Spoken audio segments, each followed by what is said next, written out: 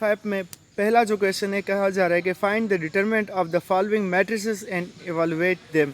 ठीक है, पहले कुछ क्वेश्चंस बहुत ज़्यादा इजी है।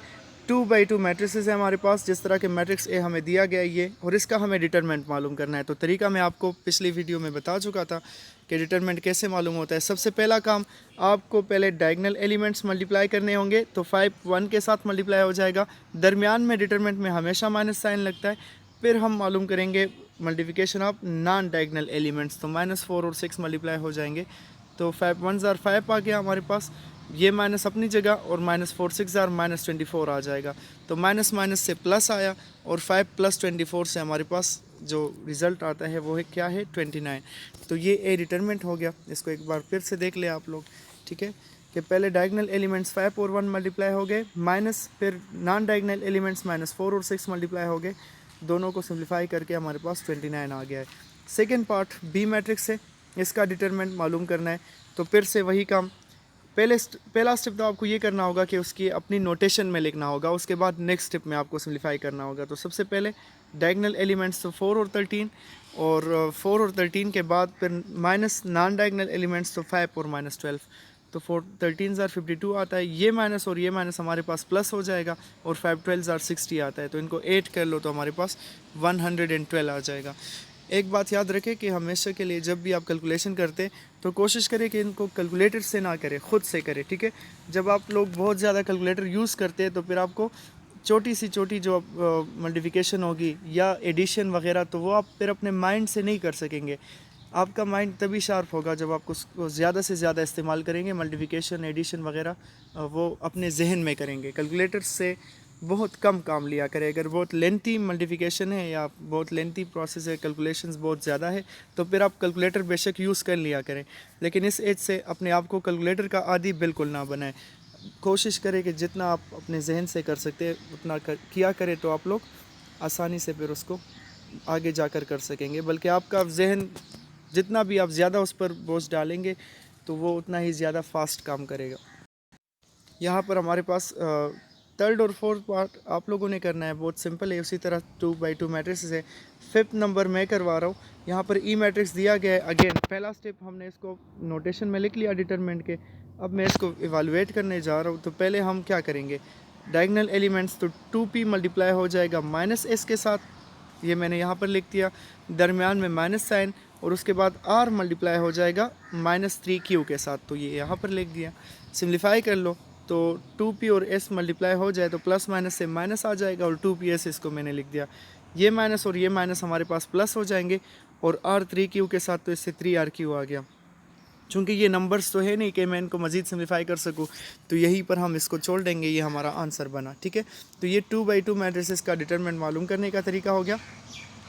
पार्ट नंबर 6 में हमें 3x3 मैट्रिक्स दिया गया है और इसका डिटरमिनेंट मालूम करना है। तो मैंने आपको जो तरीका बताया था वो 2x2 मैट्रिक्स के लिए था। 3x3 मैट्रिक्स का डिटरमिनेंट मालूम करना थोड़ा सा अलग होता है, थोड़े से डिफरेंट तरीके से होता है। इसके लिए 2 मेथड्स होते हैं, लेकिन मैं जो आपको आसान मेथड है उससे करवा दूंगा। फिर इसके बारे में, इस पर सिर्फ अभी 3 पार्ट्स आपके बुक में दिए गए हैं, बाकी ज़्यादा नहीं है 3x3 डिटरमिनेंट। यहाँ पर बस आपको 2x2 मैट्रिक्स के लिए ही सब कुछ करना है। लेकिन ये 3 पार्ट्स दिए गए, तो इसमें जो निस्बतन आसान मेथड है मैं आपको उससे मालूम करना सिखा देता हूँ कि किसी 3x3 मैट्रिक्स का डिटरमिनेंट कैसे मालूम करना होगा आपको। ठीक है, तो ये हमारे पास एक आइडेंटिटी मैट्रिक्स दिया गया है। इन्होंने F से डिनोट किया है, नो प्रॉब्लम, वो तो कोई मसला नहीं है। लेकिन है ये आइडेंटिटी मैट्रिक्स, इसमें डायगोनल एलिमेंट्स 1 है और बाकी सारे 0 है। हमें इसका डिटरमिनेंट मालूम करना है। तो 3x3 का डिटरमिनेंट होगा क्या। 2x2 का डिटरमिनेंट तो आप लोगों ने सीख लिया अभी। उसमें हम क्या करते थे कि प्रोडक्ट ऑफ डायगोनल एलिमेंट्स और माइनस नॉन डायगोनल एलिमेंट्स, उसका काम तो ख़त्म। 2 रोज़ और 2 कॉलम होते हैं। लेकिन इस मैट्रिक्स में 3 रोज़ और 3 कॉलम है, तो इसका डिटरमिनेंट कैसे मालूम करेंगे। इसके लिए सबसे पहला जो स्टेप आपने करना होगा, एफ डिटरमिनेंट। हम जो मैट्रिक्स हमें दिया जाएगा उसको हम एज इट इज़ लिख लेंगे। तो मैंने यही मैट्रिक्स यहाँ तक लिख लिया। ये हमारा जो गिवन मैट्रिक्स था वो यहाँ तक हो गया है। ठीक है, लेकिन इसके साथ ये मैंने क्या लिखा है, ये इजाफी है। ये आपने क्या करना होगा, इसी मैट्रिक्स को, जो हमें मैट्रिक्स गिवन था वो मैंने एक बार लिख लिया, और फिर इसी मैट्रिक्स का जो पहला कॉलम है और जो दूसरा कॉलम है वो आप लोग यहाँ पर लिख लेंगे। तीसरा कॉलम नहीं लिखेंगे।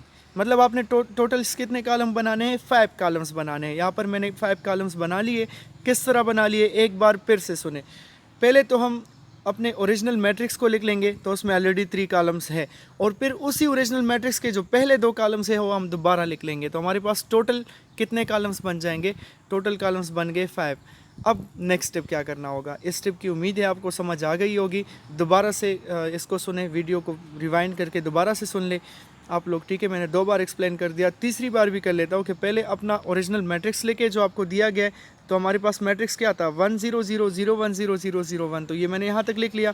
और फिर इसके जो पहले 2 कॉलम्स है वो दोबारा लेके, तीसरा छोड़कर, तीसरा ना लेके, ठीक है? बस हमें 6 नहीं बनाने, 5 कॉलम्स बनाने हैं टोटल। तो यहाँ पर ये मैंने कर दिया उस तरह, टोटल 5 कॉलम्स बन गए। अब नेक्स्ट स्टेप क्या होगा? नेक्स्ट स्टेप में आपने करना ये होगा कि पहले डायगोनल एलिमेंट्स वहाँ पर भी हम लेते थे, तो उसमें फिर माइनस नॉन डायगोनल एलिमेंट्स करते थे। यहाँ पर आपके पास 3 बार डायगोनल एलिमेंट्स आएंगे, 3 बार नॉन डायगोनल एलिमेंट्स आएंगे। कैसे, मैं आपको समझाता हूँ। आपने स्टार्ट लेना है इस एलिमेंट से, ठीक है, 1 से, तो आप एक इस तरह 3 एलिमेंट्स का जोड़ा बना लें और इन तीनों को मल्टीप्लाई कर दे, इनके साथ प्लस साइन लगेगा, तो 1 1 1 ये मैंने मल्टीप्लाई कर दिए, यहाँ पर लिख दिया। इसकी बात ख़त्म हो गई। फिर आपने लगाना है प्लस साइन, ठीक है? यहाँ पर हमेशा प्लस साइन लगेगी जब आप ऊपर से करेंगे तो हमारे पास ये हो गया। तो अब सेकंड एलिमेंट से स्टार्ट कर लो, फिर से 3 का जोड़ा बना लो और ये तीनों एलिमेंट्स भी मल्टीप्लाई कर लो। तो ये तीनों एलिमेंट्स क्या है? 0 0 0, ये भी मैंने मल्टीप्लाई कर दिए। एक बार फिर से थर्ड एलिमेंट से स्टार्ट ले लो और दोबारा से 3 का जोड़ा बना लो, और फिर भी मैंने प्लस साइन ही लगाया है। जब आप ऊपर से करेंगे प्लस साइन लगेगा, तो आप लोग देख सकते हो, पहले मैंने 1 1 1 को मल्टीप्लाई कर दिया, फिर 0 0 0, फिर 0 0 0। अब अगर मैं चौथे एलिमेंट से स्टार्ट लूँगा ना, तो उसमें सिर्फ 2 एलिमेंट्स बनेंगे, उसमें तीसरा बनेगा ही नहीं। हमारे पास यहाँ पर देखो आप, मैं यहाँ से ले रहा हूँ, तो 1 और 1 बनेगा, इसके लिए तीसरा एलिमेंट नहीं है, तो बस ख़त्म, इसकी बात ख़त्म करें, बस ऊपर से हो गया है। ये 3 मल्टीप्लिकेशन मैंने ऊपर से कर ली। अब हम लगाएंगे माइनस साइन, क्योंकि हम नीचे से करेंगे अब, ठीक है? ऊपर से बात ख़त्म हो गई। नीचे से क्या करना होगा? नीचे यहाँ 0 से स्टार्ट होगा, जो पहला एलिमेंट है, फिर से 3 के जोड़े बनाए, तो 0 1 0 पहला जोड़ा बना, ठीक है? तो इनकी मल्टीप्लिकेशन मैंने लिख ली है, 0 1 0 हो गया। फिर दोबारा से माइनस साइन, और फिर दूसरे से स्टार्ट करें तो 0 0 1 आ जाएगा, उनको मल्टीप्लाई कर दिया, और फिर दोबारा से माइनस साइन और 1 0 0 आ जाएगा, इनको मल्टीप्लाई कर दिया। ये यहाँ पर मैंने लिखा है कि 1 0 0, ठीक है? तो आपको नज़र आ रहा होगा 1 0 0 भी आ गया। तो अब फाइनली क्या करना है? इन सब की सिम्प्लिफिकेशन कर दो और हमारे पास जो डिटरमिनेंट है वो आ जाएगा। मैं नेक्स्ट पार्ट में 2 पार्ट्स में दोबारा से एक्सप्लेन कर लूँगा, आप थोड़ा सा रिवाइंड करके ख़ुद ट्राई करें। पेंसिल अगर आपके पास हो तो जिस तरह मैंने आपको ये 3 के जोड़े बनाए थे, उससे आप बहुत आसानी के साथ जोड़े बना सकते हो, फिर रबर से दोबारा से साफ़ कर लेना, ठीक है? अब सिम्प्लिफिकेशन है, मल्टीप्लिकेशन है, जस्ट सिंपल काम है। ये तीनों, इससे 1 आ जाएगा, इससे 0 0 0 0 एंड 0। तो फाइनली हमारे पास इसका जो डिटरमिनेंट आया वो क्या आया? 1 आया। और फिर मैंने आपको यहाँ पर एक नोट लिखवाया है। नोट क्या है? नोट है कि determinant of identity matrix of any order is always 1। MCQs के लिए इंपॉर्टेंट बात है, ये बात ज़हन में रखें। यहाँ पर जो हमें मैट्रिक्स दिया गया था, ये एक आइडेंटिटी मैट्रिक्स था, इसका डिटरमिनेंट मैंने मालूम किया, इसका आंसर क्या आया? 1। तो ये 3/3 का आइडेंटिटी मैट्रिक्स है। आपके पास किसी भी ऑर्डर का आइडेंटिटी मैट्रिक्स आ जाए, उसका डिटरमिनेंट हमेशा के लिए 1 आएगा, ठीक है? ये बात जहन में आप रख लें। नेक्स्ट नंबर पार्ट 7 नंबर, दोबारा से एक 3/3 मैट्रिक्स है, इसका हमें डिटरमिनेंट मालूम करना है। तो फिर से वही काम, पहला स्टेप क्या था? पहला स्टेप ये होगा कि आप ओरिजिनल मैट्रिक्स को लिखेंगे, वो मैंने लिख दिया, और उसके साथ उसके पहले 2 कॉलम्स इजाफी तौर पर लिखेंगे, ताकि टोटल हमारे पास 5 कॉलम्स बन जाए। तो वो यहाँ पर मैंने लिख लिए इजाफी, तो हमारे पास टोटल 5 कॉलम्स बन गए। अब काम क्या करना होगा? 3 के जोड़े बनाने हैं, जो ऊपर से होंगे उनके साथ पॉजिटिव साइन, जो नीचे से होंगे 3 जोड़े उनके साथ नेगेटिव साइन। टोटल 6 पेयर्स हमारे पास आएंगे। तो स्टार्ट ले लेते हैं। सबसे पहले मैं क्या करूँगा? 1 से स्टार्ट ले लूँगा, तो इसके लिए जो 3 एलिमेंट्स आ रहे हैं वो है 1 2 4, ठीक है? इसके साथ प्लस साइन लगा, फिर प्लस, फिर 2 3 और -2, ये मल्टीप्लाई कर लेंगे, फिर प्लस 2 3 और -3, ये मल्टीप्लाई कर लेंगे। तो हमारे पास 3 पेयर्स बन गए, इनके लिए मल्टीप्लिकेशन भी हो गई, वो मैंने यहाँ पर लिख लिए, तीनों पॉजिटिव साइंस के साथ। अब जाएंगे नेक्स्ट 3 पेयर्स में, जो कि नीचे से होंगे और नेगेटिव साइन के साथ। फिर अब मैं यहाँ से माइनस से स्टार्ट लूँगा ना, तो माइनस, और फिर पहले मल्टीप्लाई होंगे -2 2 और 2, फिर माइनस मल्टीप्लाई होंगे -3 3 और 1, फिर माइनस मल्टीप्लाई होंगे 4 3 और 2। मज़ीद नहीं, बस 3 पेयर्स बनाने थे, क्योंकि मज़ीद 3 एलिमेंट्स बनते नहीं है। तो ये हमारे पास सारे के सारे एलिमेंट्स आ गए। आप लोग देख सकते हो, जो ऊपर से पेयर थे उनके लिए मैंने क्या किया? उनके लिए मैंने पॉजिटिव साइन लिया है, ठीक है? जो ऊपर से पेयर थे पहला पेयर पॉजिटिव साइन, फिर पॉजिटिव, जो नीचे से थे तो माइनस माइनस और माइनस। अब सिम्प्लिफिकेशन है, मल्टीप्लिकेशन कर लें तो आपके पास इसका जो डिटरमिनेंट आ जाएगा वो -29 है। कैसे आया?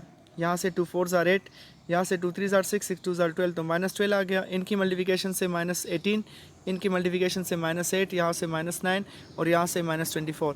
सिम्प्लिफिकेशन खुद कर लिया करें, कैलकुलेशन में मुझसे मिस्टेक भी हो सकती है, मैं जल्दी में लिख लेता हूँ, तो आप लोग दोबारा से चेक कर लिया करें, ठीक है। और इनकी एडिशन कर लो तो लास्ट में हमारे पास -29 आ गया। जो इसका तीसरा पार्ट है, ये H मैट्रिक्स हमें दिया गया है A0 0 0 B 0 और 0 0 C, और इसका भी हमें डिटरमिनेंट मालूम करना है।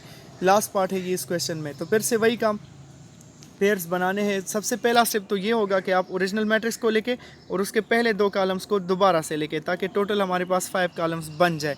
फिर उसके बाद नेक्स्ट स्टेप क्या, पहले ऊपर से 3 पेयर्स बनाए, मतलब 3 एलिमेंट्स के। तो ये पहला पेयर प्लस ये दूसरा पेयर प्लस ये तीसरा पेयर, ठीक है। ये एलिमेंट्स मल्टीप्लाई हो जाएंगे। पहले ए बी सी मल्टीप्लाई हुआ, फिर 0 0 0 और फिर 0 0 0। ऊपर की बात ख़त्म, अब माइनस साइन की बात होगी नीचे से। तो नीचे से पहले 0 B और 0 मल्टीप्लाई हो जाएगा, फिर 0 0 A मल्टीप्लाई हो जाएगा, फिर C 0 A 0 मल्टीप्लाई हो जाएगा, और इन तीनों के साथ माइनस साइन लगा है, ये आप लोग यहाँ से देख सकते हो, ठीक है। मैं इसको थोड़ा सा छोटा कर लेता हूँ, आप लोग दोबारा से देख ले इसको। अब फाइनली सिम्प्लिफिकेशन है, ये जो पहला है इससे ABC आ गया, ये सारे के सारे 0 बन रहे हैं क्योंकि इसमें 0 मल्टीप्लिकेशन में आ रहा है। तो फाइनल आंसर क्या आया? ABC। तो ये इस डिटरमिनेंट का इस मैट्रिक्स का H मैट्रिक्स का डिटरमिनेंट बना। ये थी डिटरमिनेंट के बाद की बात। नेक्स्ट वीडियो में इंशाल्लाह फिर हम सिंगुलर मैट्रिसेस और एडजॉइंट पर कुछ क्वेश्चंस करेंगे।